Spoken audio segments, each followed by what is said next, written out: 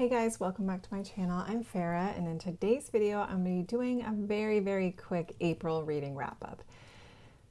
So April was a pretty good reading month for me. I didn't get to very much of my TBR or my hopeful reads, but that's okay. The books I got to were pretty good. I had one 5-star read, and the rest were just really enjoyable. So I'm going to get started real quickly. Most of these I read physically. I kind of took an audiobook break. This doesn't really count, I guess, but I did want to mention it, and I did kind of get to go through and read my Snowy Cabin Cookbook, Meals and Drinks for Adventurous Days and Cozy Nights. And it was still snowing pretty good here in April, so I still felt the vibes, still felt the winter vibes, the coldness and the snow. So this book was really cute.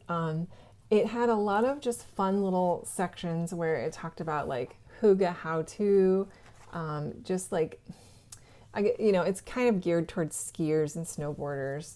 It just has like if you're planning a fun winter getaway in a ski lodge or something, or a cozy cabin, it gives you all these different ideas, just things to bring with you, ways to light fires, how to kind of decorate, and then you get more into the different recipes. So some of the recipes looked really good. I definitely have a bunch that I want to try next winter. And some of them were quite elaborate. Like, I don't know if I would ever go that crazy with it. There's a whole section on raclette. My sister and brother-in-law are huge raclette people. So I'm not the hugest fan, to be honest. It just stinks. Just set me up with some fondue and I'll be happy. But yeah, it was fun. I'm sort of not in the vibe anymore, so I'm going to put this away till next winter, but it's a beautiful little book. I think they have a couple different cookbooks like this. So yeah, I enjoyed my little flip through of this. All right, so next, another book that I got to this month was Agatha Christie, and this is called The Secret Adversary, and this is book 1 in her Tommy and Tuppence little 5-book kind of spin-off series that she did. And Tommy and Tuppence are kind of like private investigators, and this book is the first book, so it takes place when they're young. And I think this is one of the series that she has where each book kind of ages along with the characters. So they start off in their 20s as just friends. They end up getting married later on, and their final book is when they're much older. So this book, I did a separate review on it, but I'm just going to say I really enjoyed it. I thought it was fun. It was like, it just gave me like Scooby-Doo vibes. It was light. It was more of a spy thriller than a kind of a murder mystery, and she just kept me guessing till the end. So I really enjoyed this. And then my next Agatha Christie book, probably sometime in June, is going to be Postern of Fate, and this is the 5th book in the Tommy and Tuppence series, and I've heard it's really one of her worst books. So I'm just going to read it and get it over with, basically. Actually, I did listen to one audiobook this month, and this was for Giant April, which is hosted by Rory Reads Anything. And this was really fun. This was King Kong, and this was the novelization based off the original movie that was created in 1933. So just, great story. Absolutely love just the whole idea and story of King Kong. The audio narration was done really well. The guy who narrated it, I can't remember his name. It's Stefan something, but he had a fantastic voice. It was really deep and it was gravelly, and I thought he did the different voices really well. I was really engaged within the audio, and it just worked really well. It's a very short, it's actually more of a novella, it felt like. It was about a 5-hour audiobook, but the fight scenes with the dinosaurs were really descriptive. You could picture it all in your head. It was very visual. I really could see what was going on, and I had never seen the original movie. So when I was done, I watched the original movie, which is streaming on Max, HBO Max. And that was really good. I really liked it. I couldn't believe, honestly, how good the special effects were from a 1930s movie. The scenes with him, King Kong and the stop motion, it was done really well, I felt. And then they had these close-ups of this giant King Kong's face. It was just so cheesy. I really liked it. So I really enjoyed both the audiobook experience of listening to King Kong as well as watching the novelization. So fantastic experience with that. Really enjoyed it. I'm kind of in like a King Kong and Godzilla mood. So one of my hopeful plans this weekend is to watch the original Godzilla done in the 50s and then kind of just work my way through the movies and then eventually see the new Kong versus Godzilla versus Ape guy when it starts streaming. So it's a fun thing to look forward to for that. Then I also finally finished Cleopatra, A Life by Stacy Schiff, and I really enjoyed this. It took me a long time. It took me a couple months. I think I started it back in February. I actually started it in November and then took a break, and I finished it finally. So I just went through really slowly with this. I did immersion listening, so I listened to the audio at the same time that I was reading it, which really helped me with everybody's name pronunciations, which I now have them in my head a lot much better than it would have been if I was, just reading it. But I tabbed my way through. I enjoyed it quite a bit. I mean, I wouldn't say it was like, awesome the whole time because it was a lot of information and she kind of jumped around a little bit. It took me a while to get into it in the writing style.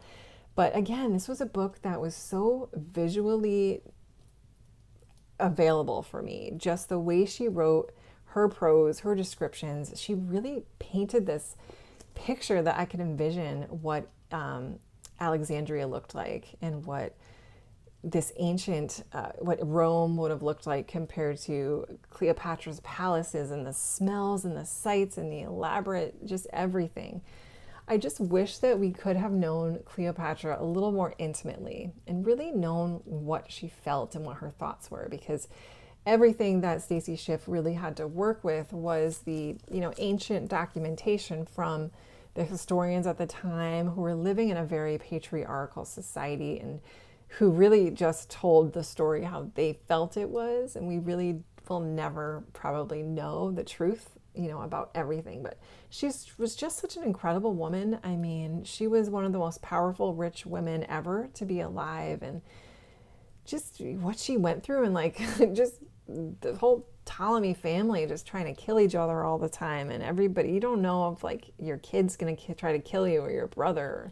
Everybody has to marry who they're related to. It was just a weird world back then, very violent, but it was interesting. I really enjoyed it, and I would love to learn more about Cleopatra and keep learning about her in that time frame. I can see why people really love Rome and how, there's that joke where I think Kim from Kim Reads and Reviews said that she recently did a video where there was a poll and the average man thinks about Rome at least once a day, which is hysterical.